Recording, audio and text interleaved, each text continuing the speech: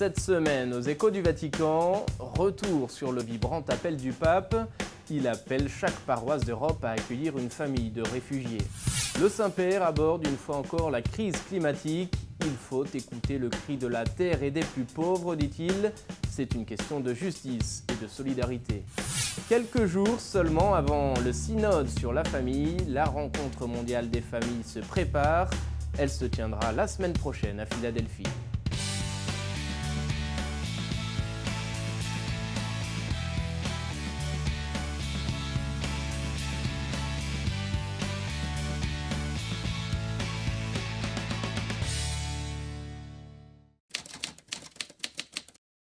Bonsoir à tous et bienvenue, c'est avec joie comme toujours que je vous retrouve pour une nouvelle saison des Échos du Vatican.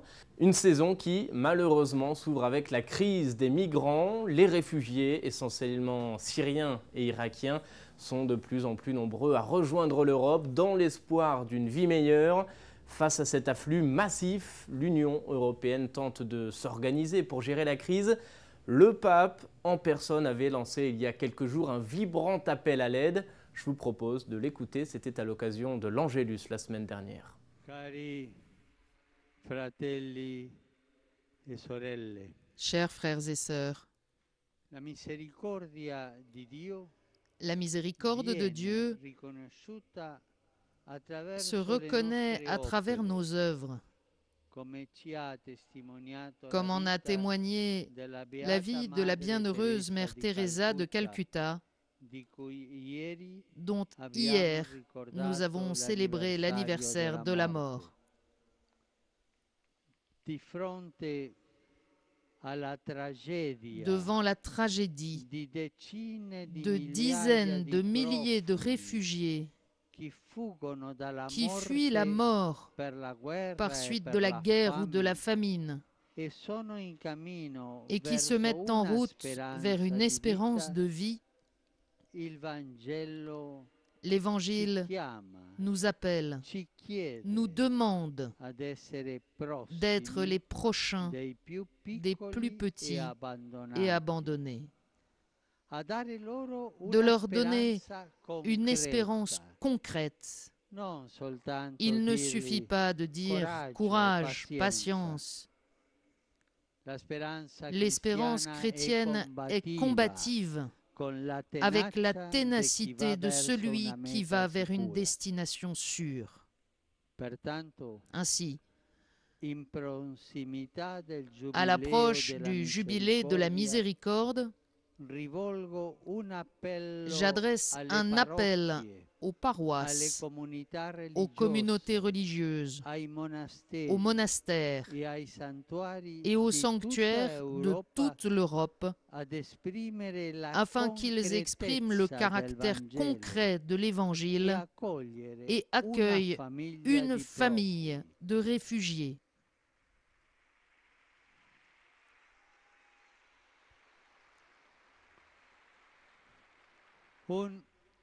Un gesto concreto Un geste in concret preparazione all'anno santo en della préparation de misericordia. l'année sainte de la Ogni miséricorde. parrocchia, Que chaque ogni paroisse, comunità chaque religiosa, communauté religieuse, ogni chaque monastero, monastère, ogni chaque santuario sanctuaire d'Europe ospiti héberge una une famille, incominciando dalla mia à commencer diocesi par di mon Roma. diocèse de Rome.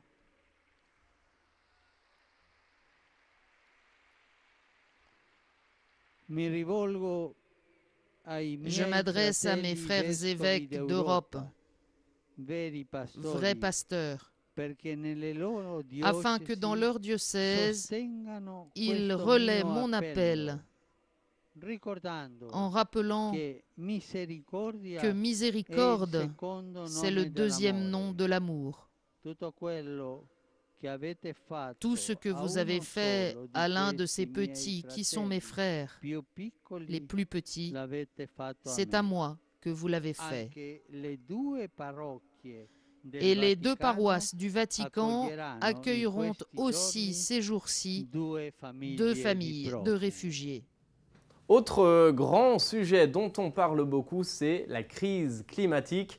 Le pape, je vous le rappelle, y a consacré une encyclique publiée en juin dernier. Et ce vendredi, au Vatican, il a de nouveau abordé le sujet devant 300 participants. Il a rappelé que cette question climatique est une question de justice et de solidarité. Ce sont les plus pauvres qui pâtissent des conséquences les plus dures, a également souligné le pape dans son discours. On écoute un résumé. Rivolgo a tutti un presente invito a compiere ogni sforzo. J'adresse à tous une invitation à faire un effort pour que dans les tables où on cherche une manière pour résoudre la crise socio-environnementale, on puisse entendre la voix des plus pauvres, des pays et des êtres humains. Il s'agit ici d'un devoir de justice environnementale. L'appel du pape François arrive au cours de l'audience au Vatican de la Fondation pour le développement durable qui a promu une rencontre sur le thème justice, environnement et changement climatique. Le pape rappelle que le climat est un bien commun et que nous ne pouvons pas oublier les graves implications sociales qui arrivent des changements climatiques. La question du climat est une question de justice, de solidarité qui ne doivent jamais être séparées.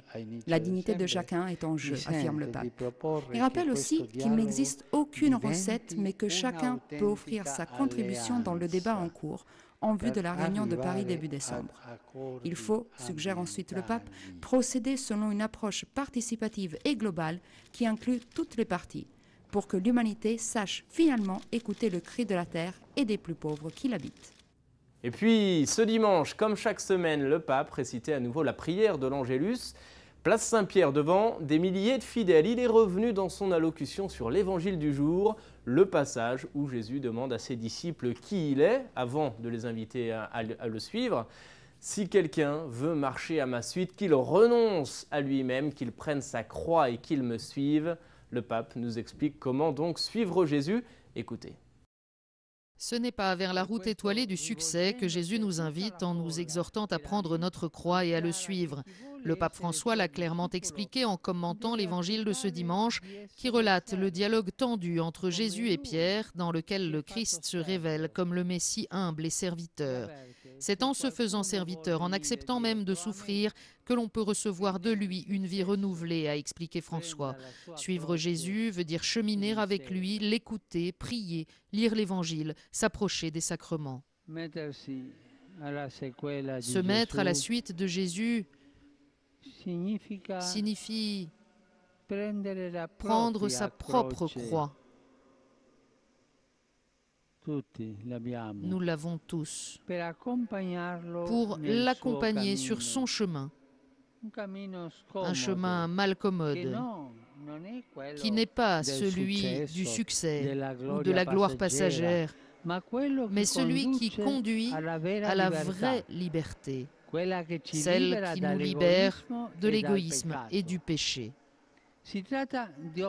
Il s'agit d'opérer un net refus de cette mentalité mondaine qui met son propre moi et ses propres intérêts au centre de l'existence. Et non, cela n'est pas ce que Jésus attend de nous.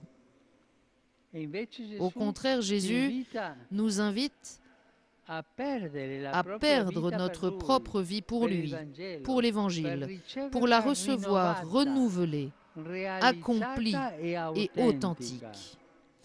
Ce week-end, également, le Saint-Père recevait au Vatican 7000 personnes, dirigeants et employés de la Banque de crédit coopératif de Rome. Il faut humaniser l'économie, a insisté le pape. Unir l'efficacité et la solidarité, c'est le rôle d'une banque coopérative, a-t-il dit dans son discours. Écoutons un extrait. Croître en restant une vraie coopérative, en favorisant la participation active des actionnaires sous le signe de la subsidiarité, c'est l'orientation qu'a donnée le pape François aux dirigeants et membres de la Banque du Crédit Coopératif de Rome qu'il a reçu samedi en audience au Vatican avec leurs familles à l'occasion du 60e anniversaire de leur institution.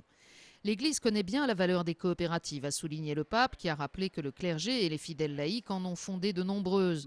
Dans son discours, il a donné des conseils précis, proposé de nouvelles solutions en matière de protection sociale, mettre l'homme au centre plutôt que le dieu argent, trouver des solutions coopératives pour gérer les biens communs sans spéculer.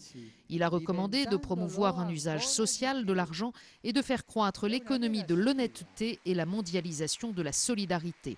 Enfin, le pape a insisté sur la subsidiarité qui invite en ce temps de crise à unir nos forces et nos moyens sans peser sur les autres. Agir ensemble et agir pour les autres. Naturellement, une saine et prudente gestion est valable toujours et pour tous. Être banquier est un métier délicat qui demande une grande rigueur. Mais une banque coopérative doit avoir quelque chose en plus. Chercher à humaniser l'économie, à unir efficacité et solidarité. 130 nouveaux évêques ordonnés cette année ont été reçus dans la semaine par le souverain pontife. Ils ont reçu les conseils de l'évêque de Rome. Le pape leur a également livré un discours très spirituel. Et puis, il leur a dressé le portrait type de l'évêque. Il doit être, je cite, le témoin du Christ ressuscité. Il doit être un pédagogue, un guide spirituel et un missionnaire. Les évêques sont les gardiens du souffle de l'esprit qui renverse la vie, la console et la rassure. C'est la première des nombreuses définitions que le pape François a offert aux nouveaux évêques nommés au cours de l'année et reçus au Vatican ce jeudi. Il leur recommande d'entendre toujours l'appartenance à la communauté, surtout pour affronter les défis d'aujourd'hui. Les migrations, la sauvegarde de la création, le chômage, le désarroi des jeunes. Ne vous résignez pas, telle est l'exhortation du pape François qui invite les évêques à se faire des pédagogues, des catéchistes, des guides spirituels capables d'accompagner les fidèles en ascension, mais toujours avec la joie du christianisme dans le cœur. C'est la joie qui tire, qui enchante, qui enlève. Les évêques, ajoute-t-il, doivent être des missionnaires en recherche de frères éloignés de la foi, capables de faire des brèches dans leurs murs, mais également sur les traces de ceux qui se sont éloignés de l'Église. Le saviez-vous ? Il existait en 2013 plus de 5100 évêques catholiques à travers le monde et le nombre d'évêques ne cesse d'augmenter. Et puis, dans la même journée, ce sont les équipes Notre-Dame que le pape a rencontrées. Il leur a rendu hommage, il les a encouragés à poursuivre leur mission auprès des couples en difficulté. Enfin, le Saint-Père leur a demandé de prier pour le synode sur la famille qui se tiendra, je vous le rappelle, en octobre prochain. L'image de la famille, comme Dieu la veut, composée d'un homme et d'une femme, aujourd'hui est déformée par des puissants projets contraires soutenus par des colonisations idéologiques. Tels ont été les mots du pape François en recevant les représentants des équipes Notre-Dame à l'occasion de leur rassemblement mondial. À tous, le souverain pontife a demandé de prier pour l'imminent synode des évêques dédié à ces cellules vitales de l'Église et de la société, et également pour les familles blessées, aujourd'hui si nombreuses, au motif du manque de travail, de la pauvreté, d'un problème de salut, d'une lutte, de la préoccupation causée par un enfant, du déséquilibre provoqué par un éloignement ou une absence. Nous devons avoir le courage d'entrer en contact avec ces familles, a ajouté le pape François, en invitant les personnes présentes à être des missionnaires et des instruments de la miséricorde de Dieu, de manière discrète mais généreuse, matériellement, humainement ou spirituellement, dans des circonstances où elles se trouvent vulnérables. Un couple uni et heureux, a-t-il conclu, peut mieux comprendre qu'un autre, comme de l'intérieur, la blessure et la souffrance que provoque un abandon, une trahison, une faillite de l'amour. La famille, justement, était au cœur de la catéchèse hebdomadaire du pape ce mercredi. Lors de l'audience générale, il a poursuivi donc sa réflexion sur ce thème et il s'est arrêté plus particulièrement cette semaine sur le lien entre la famille et la communauté chrétienne. C'est un lien naturel, a dit le pape, car l'Église est une famille spirituelle et la famille est une petite Église. On écoute un résumé de sa catéchèse. Frères et sœurs, un lien étroit unit les familles et les communautés chrétiennes. L'histoire des affections humaines, celle qui s'écrit dans le cœur de Dieu et demeure pour l'éternité, s'apprend dans le cadre familial. Il en a été ainsi pour Jésus. Il a appris à vivre la condition humaine et il a accueilli sa mission par 30 années de vie à Nazareth, pour ensuite réunir autour de lui une communauté où tous sont accueillis. La famille et la paroisse sont deux lieux où se réalise cette communion d'amour qui a sa source en Dieu lui-même. Une église, selon l'Évangile, ne peut qu'avoir la forme d'une maison accueillante, et cela arrive quand les familles y prennent joyeusement leur place. Il est urgent et important qu'elles soient encouragées à prendre des initiatives et qu'elles sentent la responsabilité d'apporter leurs dons à toute la communauté. La famille, toujours, sera donc au cœur des discussions du synode en octobre prochain au Vatican. Mais en attendant, elles sont toutes invitées à se retrouver aux États-Unis dès la semaine prochaine. La rencontre mondiale des familles se déroulera du 22 au 27 septembre à Philadelphie. Le souverain pontife sera au rendez-vous pour la clôture de cet événement. Pour plus d'informations, je vous propose de regarder cette vidéo. Elle est réalisée par le Conseil pontifical de la famille. Pour la première fois depuis son institution par Saint Jean-Paul II, la rencontre mondiale des familles arrive aux États-Unis. Dans quelques jours, des centaines de milliers de familles se rassembleront à Philadelphie, lieu de naissance de la liberté américaine et de la liberté religieuse. Ladies and gentlemen, the theme for the World Meeting of Families, Philadelphia 2015 is Love is our mission, the family fully alive. La rencontre mondiale des familles est un rassemblement international qui commémore le grand don que Dieu nous fait dans la famille. Elle aura lieu du 22 au 27 septembre prochain à Philadelphie. I think it is really important for the world that the next World Meeting of Family will be in Philadelphia. I touched the importance of this play for the history, not only for the United States, for all over the world. Saint Jean-Paul II avait établi que cette rencontre devait avoir lieu tous les 3 ans dans différentes nations du monde. Le prochain congrès se déroulera du mardi 22 au vendredi 27 septembre dans le spectaculaire Pennsylvania Convention Center. Un rassemblement international d'experts et d'intervenants, les meilleurs penseurs du monde s'exprimeront sur le mariage et la famille. Les familles avec des enfants de tout âge, les personnes seules, ainsi que les religieux se retrouveront pour écouter ces intervenants et vivront leur foi pendant toute la semaine. À l'issue du congrès aura lieu la traditionnelle fête des familles. Cette fête artistique et culturelle se terminera avec le témoignage de 5 familles des 5 continents qui diront en présence du pape comment la foi les aide à vivre leur vocation familiale en tant que personnes mariées. Le point culminant de la rencontre sera la messe célébrée sur la Philadelphia Benjamin Parkway où le pape sera présent aux côtés des évêques, des prêtres, des diacres et des fidèles. Il demandera à Dieu de fortifier les familles en les unissant au Seigneur crucifié qui est offert dans la Sainte Eucharistie. La question de la semaine, c'est Marie qui la pose. Elle demande quels sont les attributs propres à l'évêque.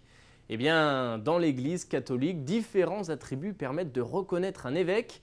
La croix pectorale d'abord, elle indique le caractère épiscopal. La crosse ensuite manifeste la charge confiée à l'évêque pour guider ses fidèles. La mitre, avec ses 2 pointes, rappelle quant à elle l'Ancien et le Nouveau Testament. Enfin, l'anneau épiscopal symbolise l'union et la fidélité de l'évêque envers son Église.